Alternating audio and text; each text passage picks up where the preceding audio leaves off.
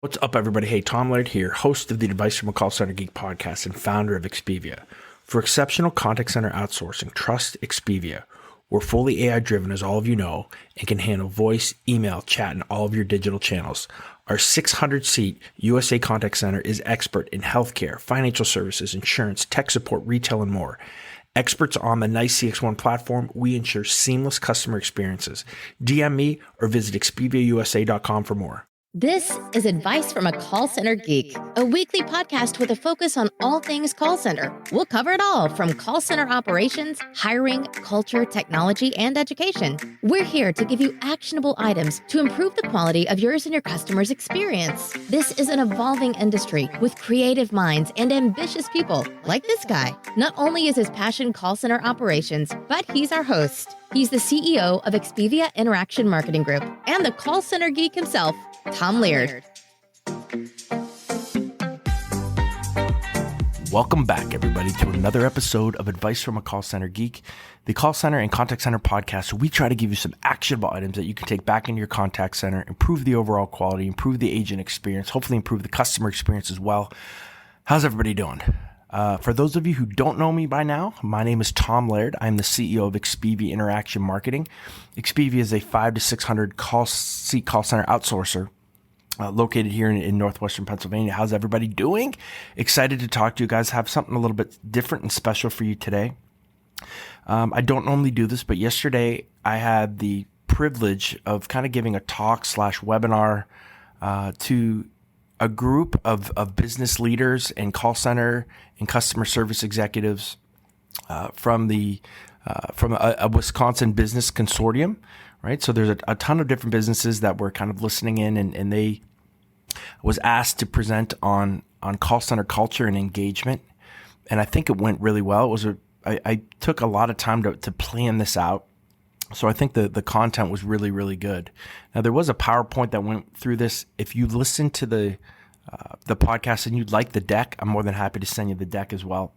But I think just listening to this will give some context. So what you're about to hear is the moderator kind of just give me an intro, and then I kind of really get into the talk. But we talk about how to make culture in your call center something that's non-tangible, tangible, right? We talk about actual engagement practices that we do here at Expivia, that things that have really worked really well. So again, this isn't like pie in the sky theoretical things. It's down in the weeds, things that you can actually do. So again, I think it went really well.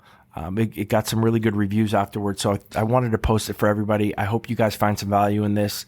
So here it is. Enjoy. A very special guest that I mentioned to you, Mr. Tom Laird, and ask him to come up to our virtual platform. Tom has been around contact centers most of his life, actually, and is a true call center geek.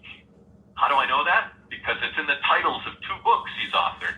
Advice from a Call Center Geek. I think I got it here on the slide. Yep, shown there. Advice from a Call Center Geek, and then the follow-on book, More Advice from a Call Center Geek. Tom's also the host of a weekly podcast by the same name, and that's how I learned about Tom and became one of his followers. For Tom is an enlightened call center geek for whom contact center culture and employee engagement are both a passion and a priority, as you'll hear. And he doesn't just talk about it from an ivory tower. Tom puts his engagement philosophies and approaches to the test each day in his day job as CEO of Expivia Interaction Marketing Group, a 450-seat contact center outsourced service provider located in Erie, Pennsylvania, that he founded almost 10 years ago. So I came across Tom's podcast some time ago and was really drawn to the thoughts and ideas that he frequently shares around culture and engagement. So when I was putting today's program together, I thought, man, it would be awesome if we could get Tom to join us.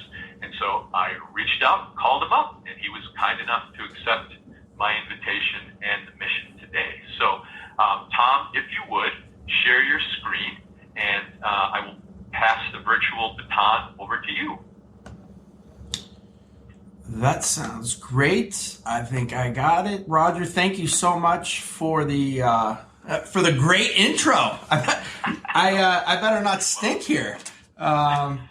Hey, thank you guys, and I'm really excited to join you on, especially on this topic. There's there's a lot that goes into this, and I appreciate those principal foundations that you kind of just laid out, because what I want to do is kind of dig deeper into those and show you guys and give you some actionable items. That's kind of what I say on the podcast, right? Give some actionable items that you can take back to your call centers, hopefully improve the engagement, and improve your agent quality, improve that engagement, improve the culture of the organization. So to start this, I know I have a little bit of a weird topic or weird title here, but I coach basketball in my free time. That kind of keeps me out of trouble outside of the, running the contact center and kind of some of the other things that I do. And I had the chance to listen to Hubie Brown, which he's a Hall of Fame coach, a great basketball analyst, and he basically gave a clinic on really just all the cool things that he thought could help.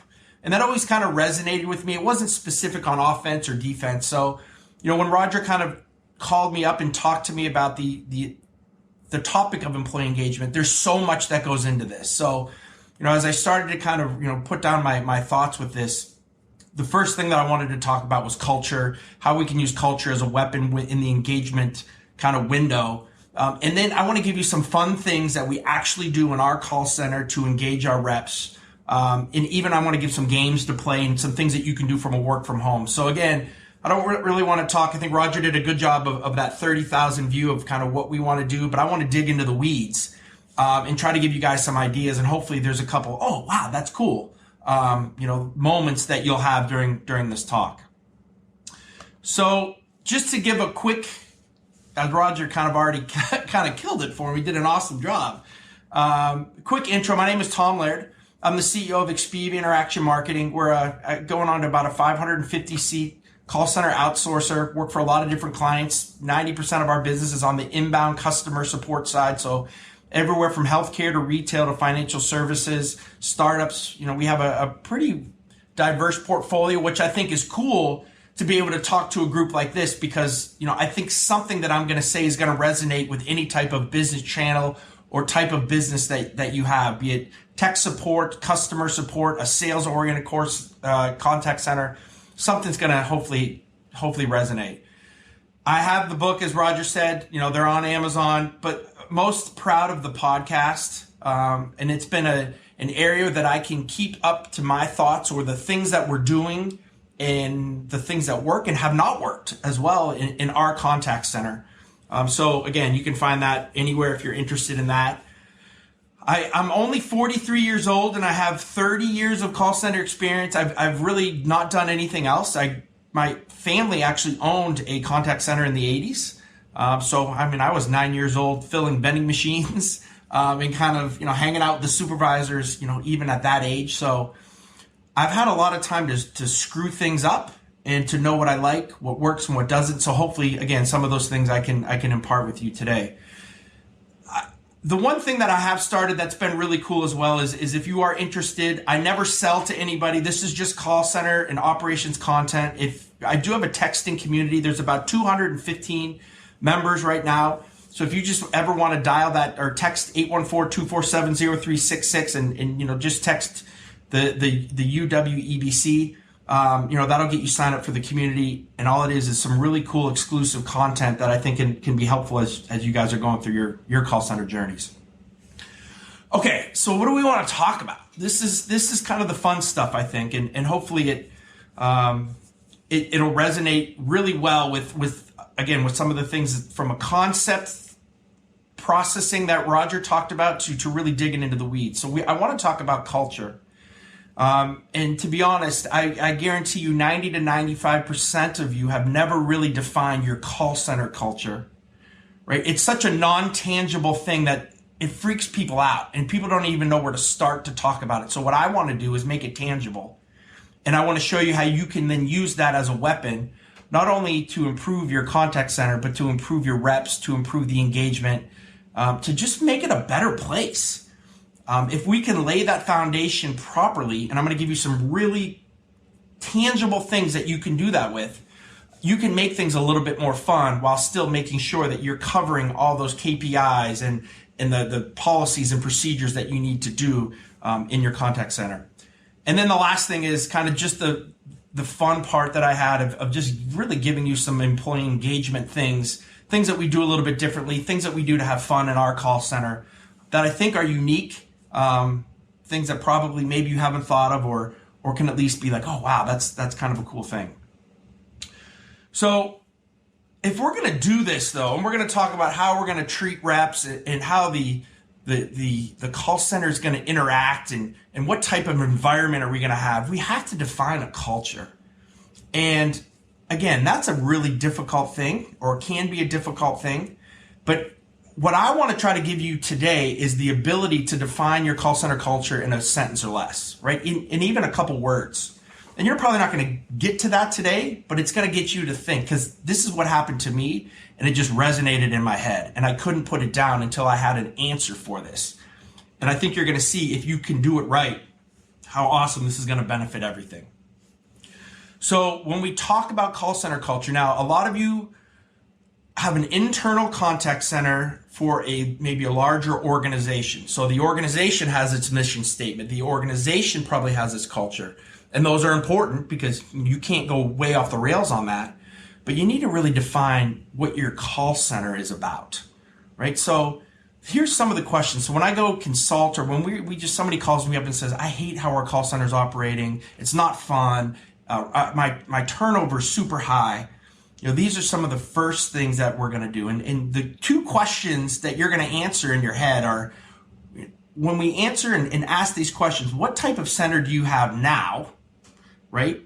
Is that what you want? Because that's where we want to get to, is what type of center do you want? So what do we have right now, right? And then what do we want to get to? And are those aligned, right? And most of the time they're not aligned, especially if you've never defined this. So a couple things that maybe you haven't thought about, but are really, really important in doing this. So how should management treat people? And there's not a right or wrong answer to this. Or is it more lenient? Are you a more conservative contact center with conservative leadership that, it's very strict in when people show up and how they interact, very conservative? How do you operate? Are you a sales contact center? Are you a service contact center? Do you do tech support? Do you do all three of those things? How do you kind of tie those things together? What type of individuals? When you're hiring people, are you actually looking for individuals who are maybe really good sales guys or gals that can just be by themselves, or do you need team players? What KPIs are important? Are you looking for more efficiency type KPIs like service level, handle time, abandon percentage, or are you looking for more kind of servicey sentiment scores and QA and CSAT type scores? Now, a lot of times those intertwine, right? But, what are you really putting a little bit more focus on, and what should you be putting a little bit more focus on? And then I'm going to skip to kind of the last two, is what's the environment on the floor? And again, most of us are at home. So we're going to kind of change that to how are we treating our at-home guys, and what is our processes and procedures for engaging and talking to them? And I'm going to get into that later. Are you kind of hey, we do a morning meeting, and then if anybody screws up, we let them know? Or is there constant interaction throughout the day based on if somebody's doing things good or bad? And then how do we deal with that? And then the last piece that a lot of people don't think about, and you see this in a lot of call centers, is the reps see everything. The supervisors or your middle management or your team leads, whatever you call them, right? They're the ones that really set the tempo. So if you have supervisors that are talking down on other supervisors, if there's clicky things that are happening on the floor with Janie supervisor and Joe supervisor doesn't like Susie, that's going to be a real big issue in kind of some of the things that are going to happen on the floor from a culture standpoint. So some of the things to kind of look out for there. So these are some questions. So you're going to I just want you to think about these. And again, we're not going to come to an answer for your center right now, but some of the things how you want your center to operate. And then what I like to do, and I think has been very helpful, is to break that down into 2 or 3 words that become kind of the mantra for your call center. Something that you can get in your training, you can talk about every single day, that reps can start to talk about and reps understand the importance. And so what you want with these words is the foundational, kind of layer that covers as much as you possibly can when it comes to KPIs, when it comes to attendance policy, when it comes to what type of interactions do we have on the call center floor. So instead of kind of picking and choosing, hey, Susie, you need to have, your handle time needs to be under 6 minutes. I noticed your after call work is over 40 seconds. We can talk about that, but what we want to talk about is kind of more foundational things that take care of that. And I know that's probably confusing, but I think it'll get clear here as we go. So some examples that I've seen and that call centers have used after we've kind of talked about this are, security and service, right? Those are kind of the things that get quote unquote put on the wall, right? And the reps and supervisors talk about, sales and sales with a smile. Hit the numbers, just do it. So there's a wide range of things, from being very proactive when it comes to sales and numbers to things that swing maybe the opposite way to, very service oriented, don't really care about handle time, care about customer sentiment and CSAT the most. And then most of you are in the middle of that, right? I got to hit my numbers, but I got to have high quality too. So that's where we thought, and with having so many different clients and so many different channels, we think that ours works really well. More than happy if you'd like to steal it. But ours is attitude and effort, right? So when we talk about attitude and effort, we said, attitude can really deal with our sales and service that we need to do. Being in a BPO, being in any call center, attendance and turnover is huge. So we know we wanted to really hit those or that topic as well. So we said, okay, if we can figure out, how to really integrate our attitude and effort mantra into our call center, I think some of these or this is all going to be taking care of itself. So we got deep into this and said, currently, this has evolved over the last probably 5 to 7 years. We're currently not hiring off resumes. Now we're going to look at your resume and we're going to check it, but it's not the driving force. We're going to hire individuals that bring great attitude and that are going to give us effort. And I'm going to show you how we do that from a hiring standpoint. We don't promote our top salespeople or the people with the best CSAT scores or QA scores. We promote those that are on the floor that give the best attitude and effort. And third, we don't incent our top sales or service reps. We incent reps that are giving great attitude and effort. Now, most of the time, the cool thing about this is all that is the same, right? So if you're a top sales or QA score person, you're probably giving attitude and effort, right? If you're really, really doing a great job with your sentiment scores and you're showing up every day and your efforts, all that kind of ties into this overall arching theme of attitude and effort. So I think that's what's really important when we do a rep meeting and we talk and we sit down and we see what their KPI stats are. We talk first about effort, right? Hey, are we giving full effort on this? Remember we trained on this? Because if we give full effort, I know that these stats are going to come up. Instead of saying, hey, your stats are low, we need to get your handle time under 6 minutes. So we frame it a little bit softer and frame it in a way that I think, each rep can say, wow, I could just have to give a little bit more effort. Oh, and I have to just change my attitude a little bit other than, oh my God, I got to change this. I got to make sure that I'm on a plan right now to come into work because I called off 2 times this week. My QA scores are low, my CSAT scores are low, and all that kind of just overwhelms them. But if we can kind of just, frame it as, hey, we got to give more effort, and these are some of the things we need to work on, it's been a huge difference for how we operate. So I get this question all the time is, how do you measure this? That's great. But again, we're talking the non-tangible culture thing and how do we make it tangible? So what we've done is we picked 4 areas of our call center business that we wanted to see if we could figure out how we can use attitude and effort. And 1 was on our hiring. 2 was in how we pay, right? How we pay, how we incent, how we give commissions.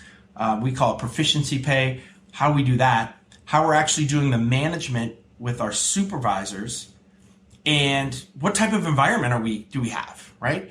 So if we can figure out how to install this attitude and effort type culture into these 4 kind of core concepts, we thought we were going to have something pretty special.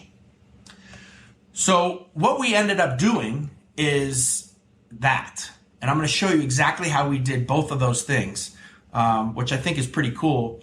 And for us, and for call centers that can figure this out, I think it's an absolute total weapon when it comes to servicing your customers, when it comes to turnover, when it comes to having reps that enjoy what they're doing, because there's now a focus on what they need to do, and it's simple, right?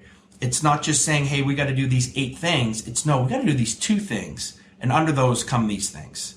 So I think it kind of ties things into a bow a little bit easier when you're kind of talking about what a rep needs to do. So let's talk about attitude. This was the most difficult piece of this was how do you incent? How do you pay your reps to have a good attitude? And that has not been able to really be done for us other than in the past 3 or 4 years when we've implemented advanced speech analytics. So every single client of ours is on our analytics platform, and we actually are paying all of our customer service reps. We're actually incenting them off of positive customer sentiment, right? And positive agent sentiment. So every single day they're looking at where they are from their tone, right? From their word choice. And we're actually paying our reps more to have a good attitude. So we've actually found a way to really make that a tangible way to pay reps, which has been the number one biggest change for the good in our contact center, is being able to use speech analytics, not just, talk to clients about, hey, here's the trending keywords and here's your customer sentiment and we're working on this, but to show, number one, that our reps are using proper tone, that they're treating customers right, but 2, that we're going to pay you more if you're doing that. From the hiring standpoint, we've come up with about 15 different questions. So our interviews are a little bit longer, and we're just trying to have a conversation with you. We're trying to get you to laugh. We're trying to get to your personality. We're looking for team players. We know exactly kind of what we want from that standpoint. And so there's many people in here. So there's probably, from the outsourcing side, there's about 3 contact centers. Dial America's here. There's another independent BPO. There's us here, and then there's a lot of internal call centers as well. So we very easily can get reps that have worked their whole life in the call center industry, and maybe have done a really good job, but they don't fit what we're looking for from an attitude standpoint. Just by that interview, by that conversation. Wanted to be not a team player, just wants to go off into the corner and kind of do their own thing. And we don't want that. So they're not a good fit. From a management standpoint, there's a lot of different things that we do, but the number one thing, and I wanted to do this, and I'm going to go deeper into this, is we control the first 30 minutes of the shift where we actually assess attitude. Supervisors have to greet reps, and this is and we're going to talk from the work from home environment as well. They're kind of taking the temperature. We don't allow poor attitude. So everyone has that rep that comes in and is like, oh, this is terrible. It's Monday. I don't want to be here, right? A lot of you guys just say, hey, come on, turn it around. No, we don't let them on the floor. Now, we don't send them home. But when they were in-house, they would go, we'd say, hey, go get a cup of coffee. We'd have go into the break room, go relax, but I can't let you on the floor until, we have a good attitude. That starts to resonate with everyone if you're very consistent with it. When it comes to the environment, we believe in fun no matter what. So even if we have a conservative, we're working for financial services clients, insurance clients, we're trying to play games, some type of game at all time. Every supervisor has to have a game going on. When we were brick and mortar, we had a book of, I think it got up to about 120 games to play. And the reps would come up with these games. The supervisors would come up with the games. I'm going to give you some of these as we go. There's also a couple podcast episodes where I dedicate the whole podcast episode into games that we play in the call center. And I'm going to get into some of the games that we're playing from work from home as well. But I think that's really important, right? I think that the reps, they're dealing with a lot of stuff, especially your work from home guys. They have family members home. They might have roommates there. There's kids there. If you're just doing a morning meeting and then letting them go on their day, it's not fun. It can be miserable. And I think you're going to see higher turnover if that's kind of the environment that you're operating in. All right, let's talk about effort, right? So we have attitude, right? And then how do we instill effort into this culture, right? So again, from our hiring, we knew that effort for us is attendance and training, right? So if we have somebody that can be here every day, right, and we have somebody that is really good and can understand the training that we're giving, that we're going to be set. So when we get into the effort piece of hiring, we really talk about, hey, attendance is probably the number one thing. We're going to be able to incent you off of this, which we're going to talk about as well. So again, we're incenting off attitude, right? And now we're going to also incent you off effort, the two things that we want. So we really try to get to that. Can you be here every day? If you are, you're going to make some pretty good money from the call center side, especially here in Erie, Pennsylvania, making sure that they're open to coaching. A lot of different questions and a lot of different conversations around that. Guys, I have a bunch of our questions as well. So if you want to hit me up after this, I can give you, all the questions that we're asking kind of in this hiring process. From an incenting standpoint, and I have a slide on this that's next, because this one idea that we had as a team has raised our overall attendance by 34%. And that's over the last year and a half, year to year. So what we basically do is every single rep gets a base rate. And if you work 100% of your shift, you actually get incented just for working 100% of your shift, which I'm going to talk about here in a second. But again, that's effort, right? We're not penalizing you if you have a sick child and you're not making less money, because everybody has that base rate, and it's the base rate that they would have had if we wouldn't have started this new process or new program. But I'm going to get into that here in a second. From an environment standpoint, this is where branding, I think, comes into play, right? So leaderboards, we don't call them that, we call them effort boards. Everything that you can do to kind of make different types of things that are, like the term leaderboard, make that into something that's unique to your culture. I think that can really play into it. Like, we don't say sales, we say it's basically the end result of quality, right? ERQs, which is another whole long topic, but in the call center, if there's any type of sales or cross-sell or upsell, there's certain ways that reps can get around by, not selling it appropriately. So we've kind of changed and morphed those things to make sure that even how we sell is kind of matching our culture. And then we do a weekly agent analysis program, where whether they're work from home or whether they are here in the office, where we talk and we sit down and we have 15 minutes with the reps and we talk about effort. And effort basically spans into that KPI world. So we think overall, this has really revolutionized how we've done contact center, right? And how we've managed engagement with the reps, and how much the whole environment has changed, because reps very easily understand exactly what's expected of them. They know that if they do that, they're going to get paid a lot more. And we're not asking them to do a ton. When it comes to the number one program that we have here from an incentive standpoint is our attendance multiplier and our effort multiplier. And so basically we sat down and we said, okay, guys, here in Erie, Pennsylvania, the average rep makes about $12 to $13 an hour. So again, I know everybody is in a different area.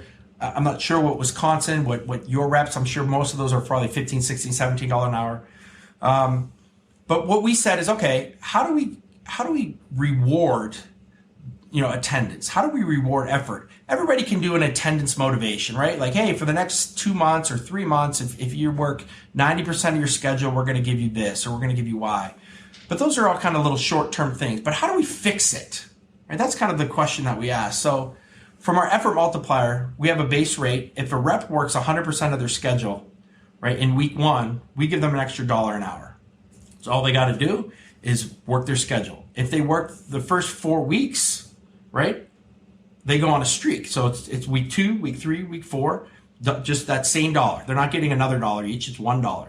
When they get to week 4, or I guess it would technically be week 5, $1.50 gets added onto their base rate, right? And then if they get to week 7, $2 added to their base rate. And if they streak and they've worked 100% of their schedule for 9 weeks in a row, they get $3 added on to their base rate. And They don't have to have a higher QA score. There's nothing else that plays into this. Other stuff gets played into that attitude piece, but from the effort standpoint, we really want to reward reps that are coming every single day, giving maximum effort. So this has been about 33 to 34%. It has improved our year-over-year attendance. And for a BPO, that's really important because the more reps that are here is the more billable hours that we get.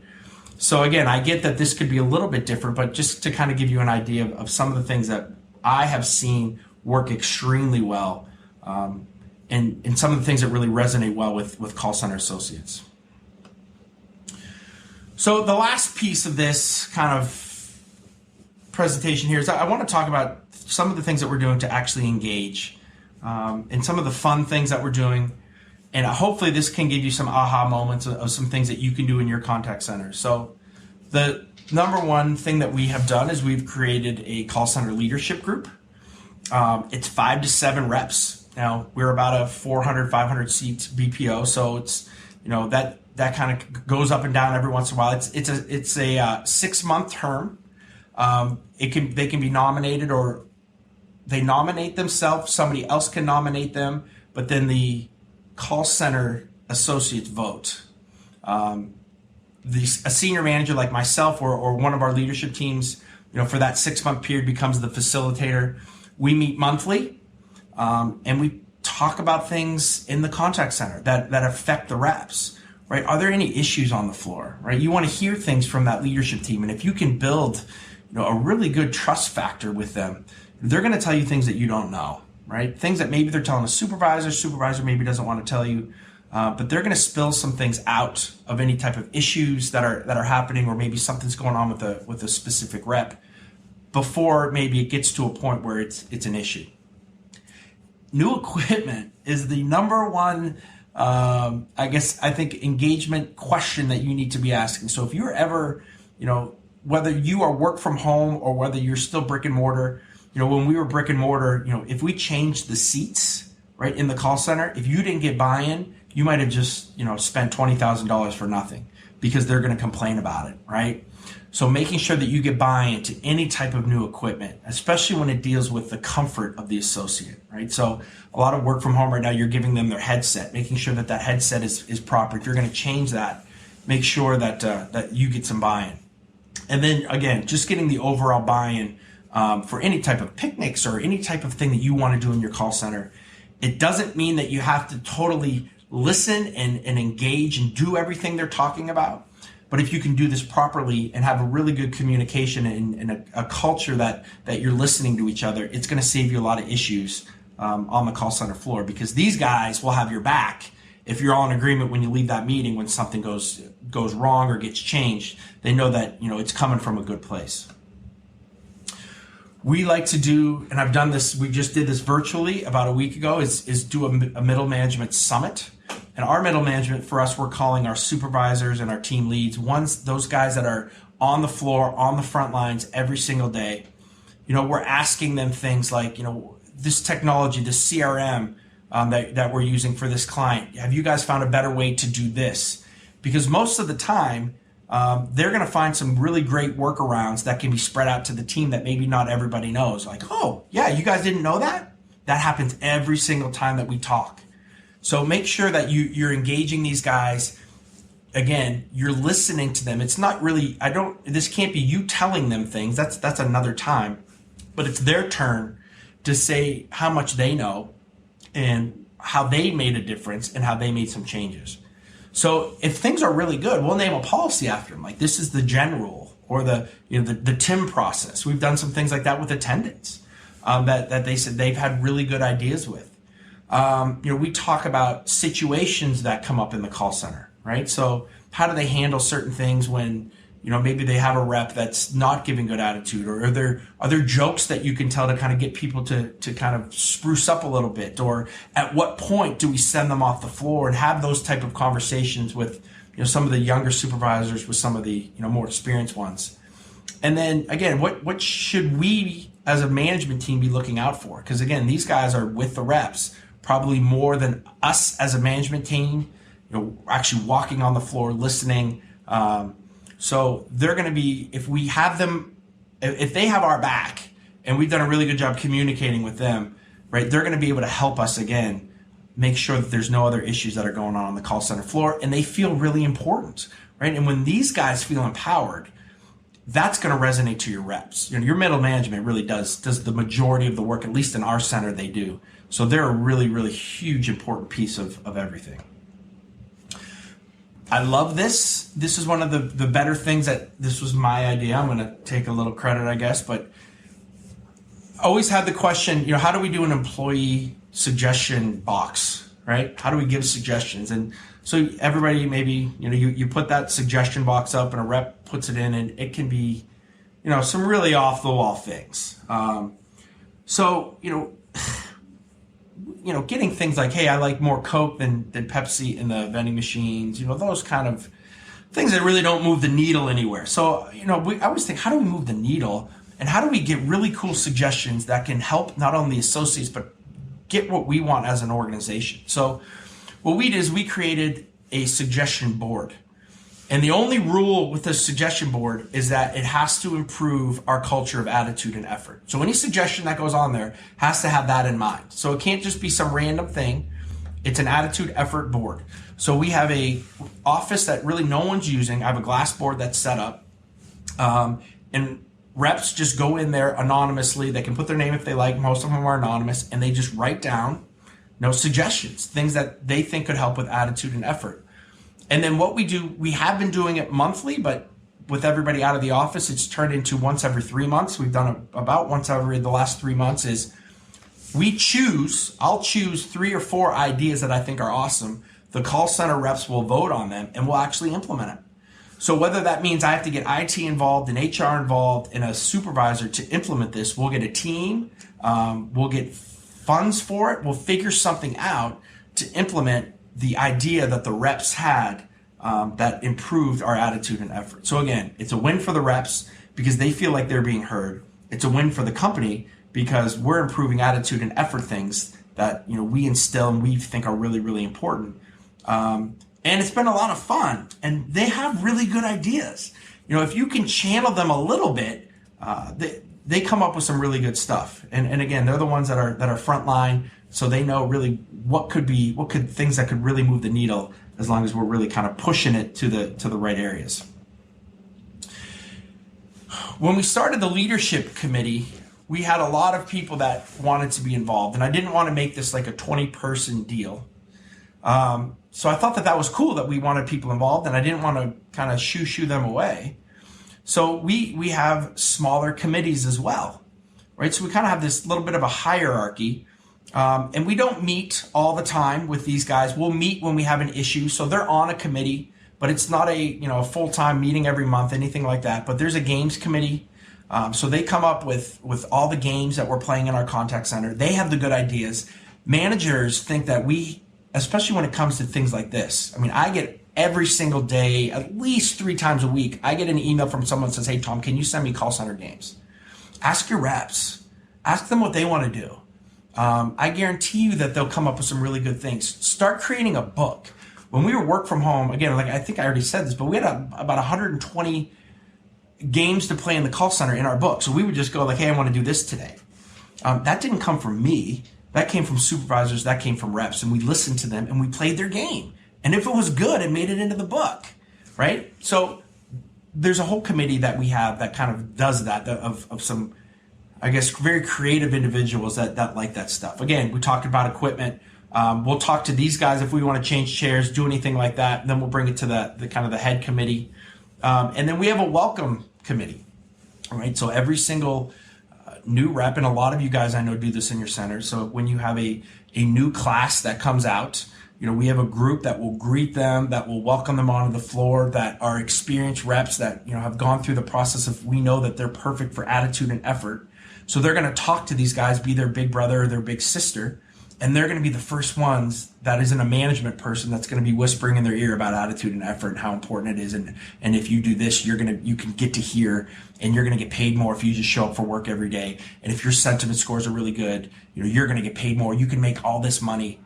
So it doesn't come from the management team. It comes from our troops which is a really, really important thing because it means a lot more, right? It means a lot more when the person next to you who's been here for 5 years, who's on the phone taking the same calls with you, is telling you, hey, this is the way to go, instead of saying, hey, this place stinks and it's frustrating and I hate these calls.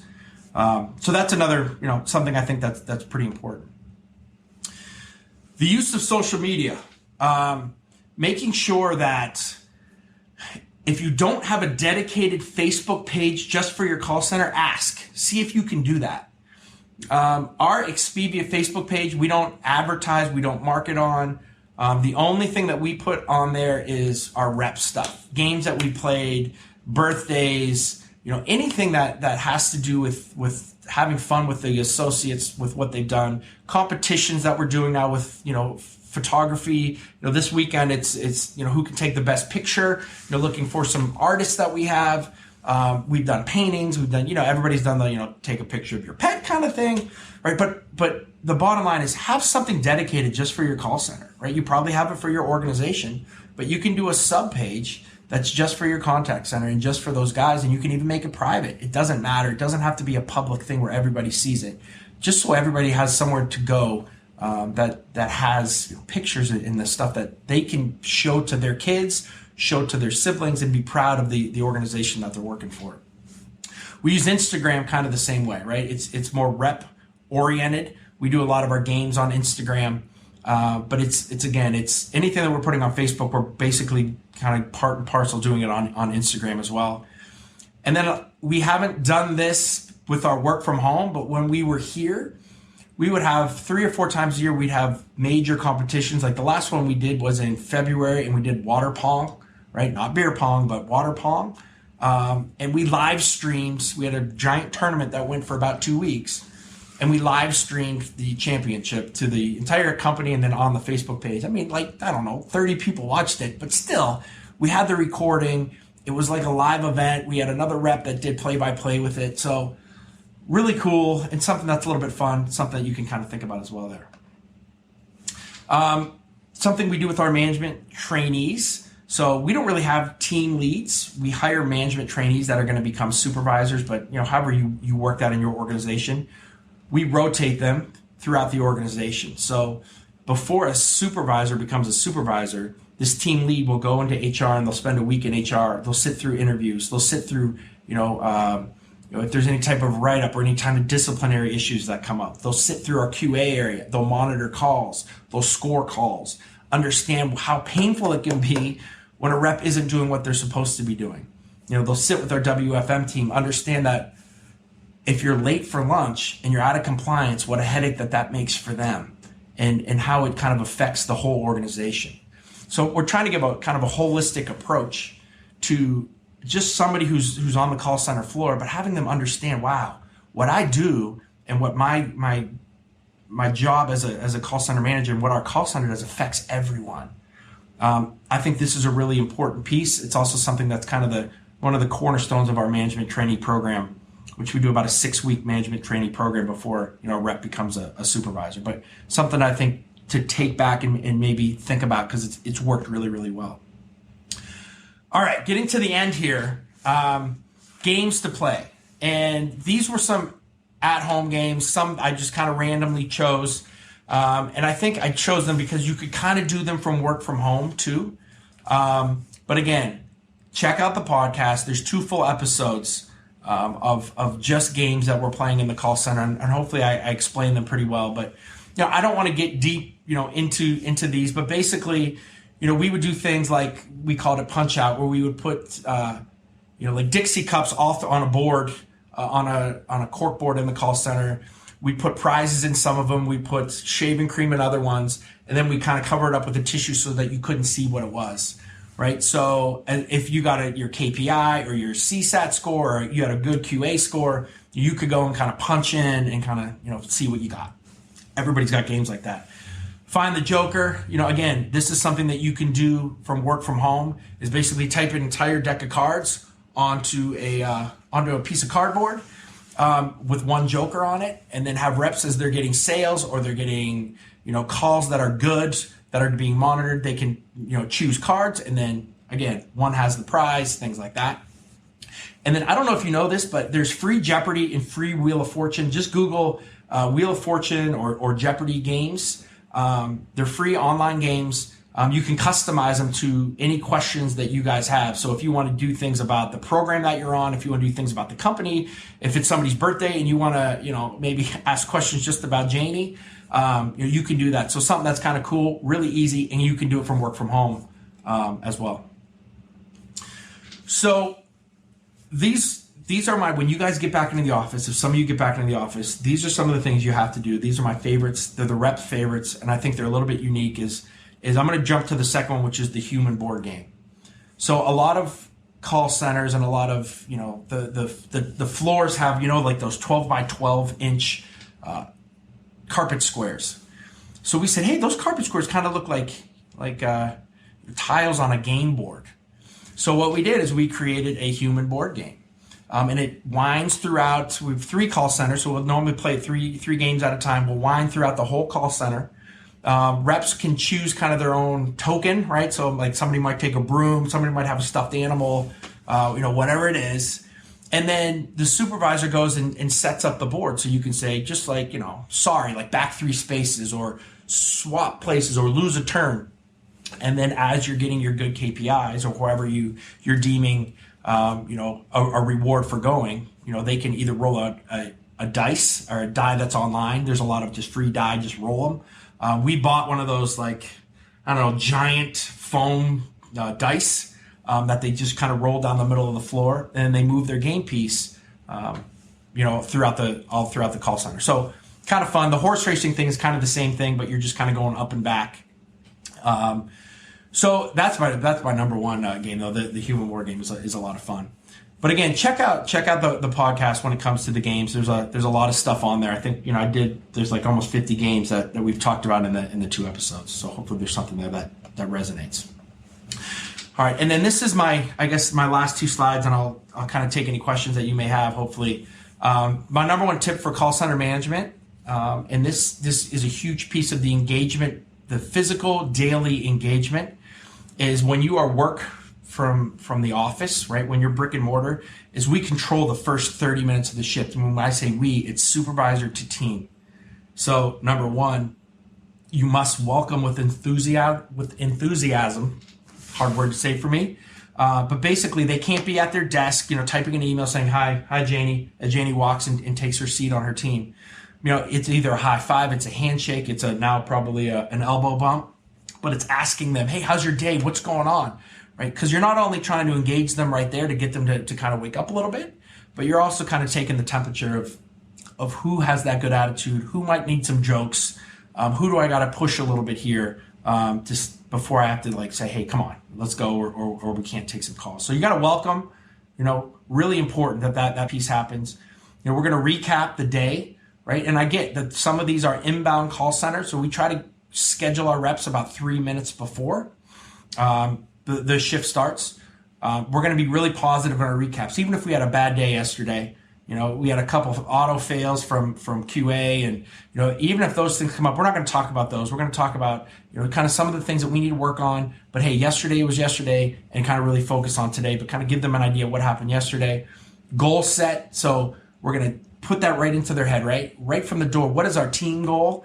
And then we're going to give individual goals to every single associate. It doesn't have to happen right at this point, but in this first 30 minutes, we're going to give every single individual what their goal is. Now, when I talk about goals, it's not going to be just the one goal that you have for a program. So if your KPI is, handle time needs to be under a certain amount, we're going to make sure if we have a newer rep that we're working them to that.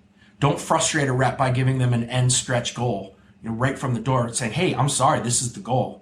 Understand where the associate is and work them to that level, which is, it's a whole nother topic, but just, I think that's really important. And then the last thing is have fun, right? What game are you going to play today? What are you going to do that's going to be enjoyable for the associates? So that's kind of how we did it on site. And then from our work from home, we've adjusted it a little bit. So I get a lot of pushback on this, but I don't think I explain it well, but hopefully I can explain it well to you guys so that you're not like, Tom, you're an idiot. That could never be done. Because we're doing this every day. So again, we do a team video chat. We're using Slack.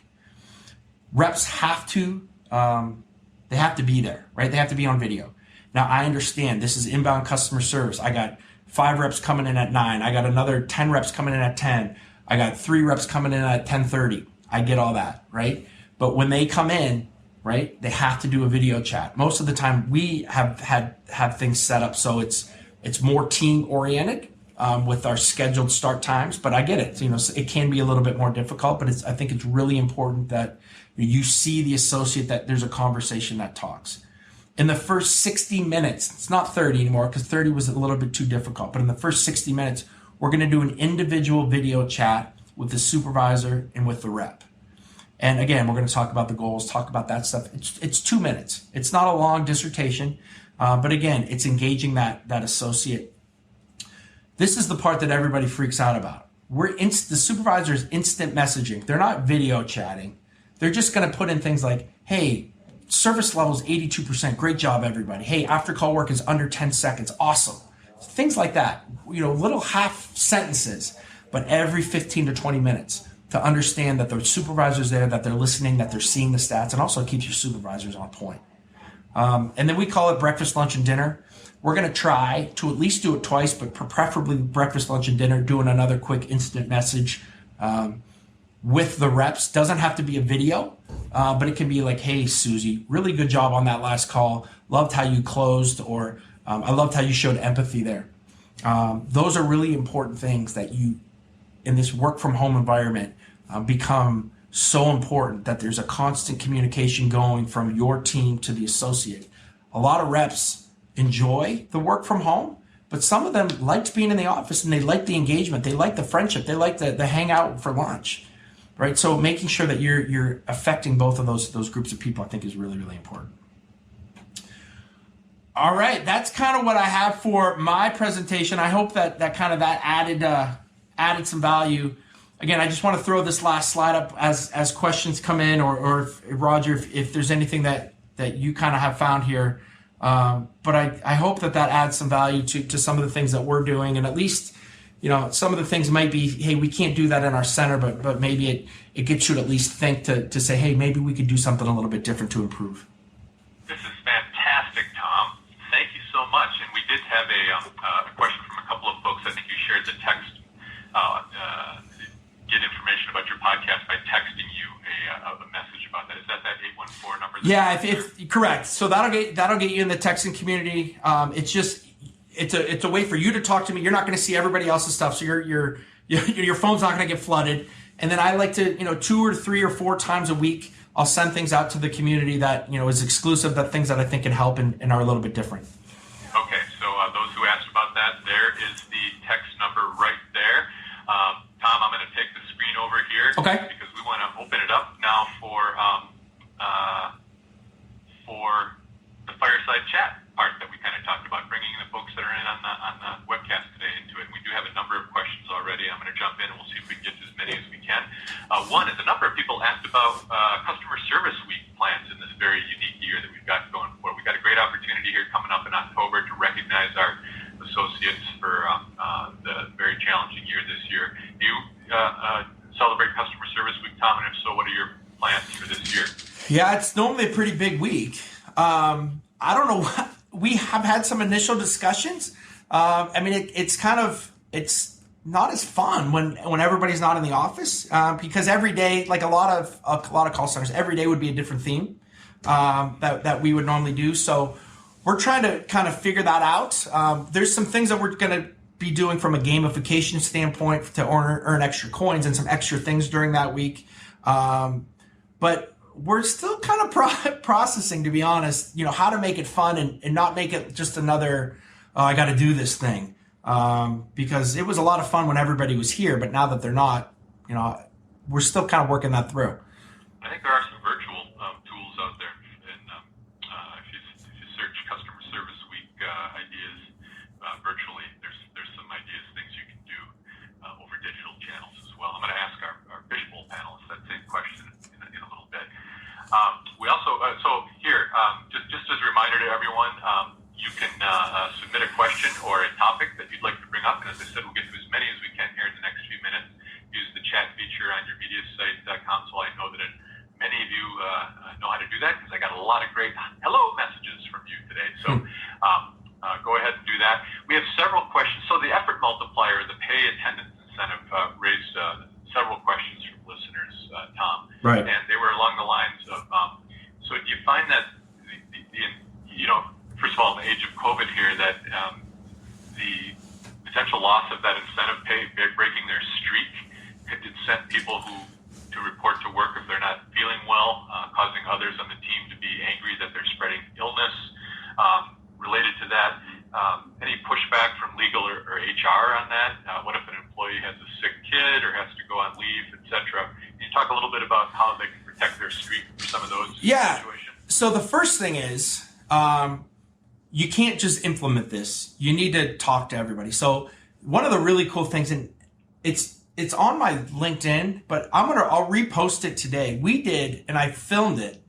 We did about an hour long, one of our leadership meetings with the reps, right? So it's only reps in there. It was me, the reps, and HR, and we talked about this exact topic.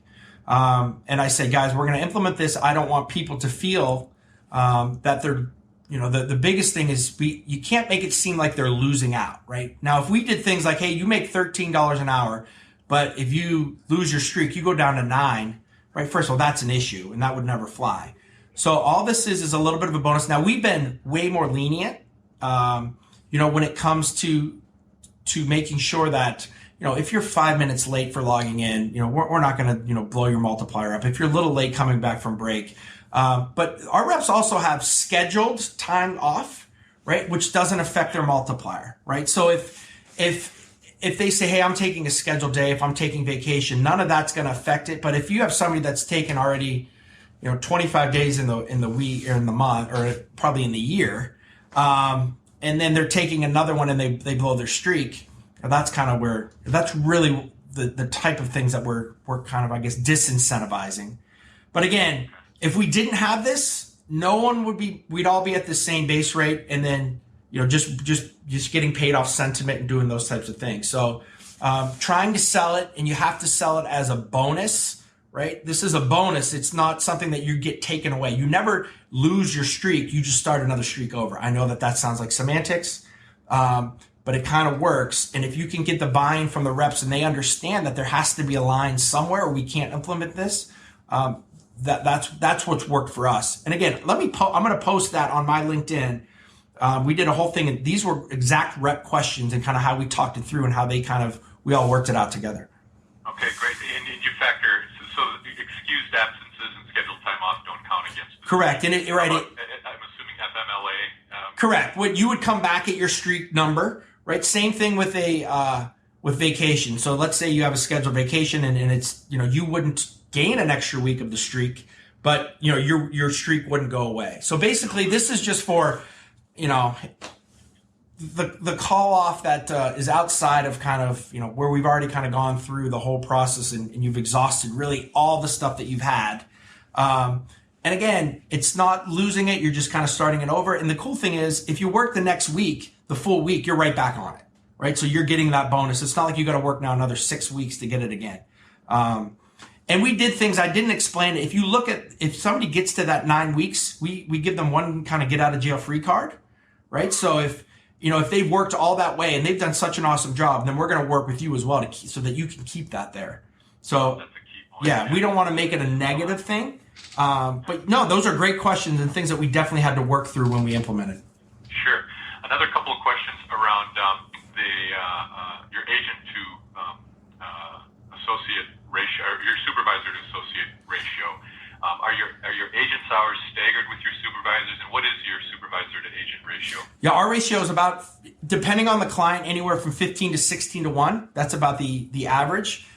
We do have clients that are 10 to 1, and then we do have some clients that we've had that are really, really easy, that are in that 18 to 1. But basically, it's 15 to 16 to 1. If you don't have everybody there at once, when you're trying to do some of those things at the beginning of the shift, because you can kind of really focus on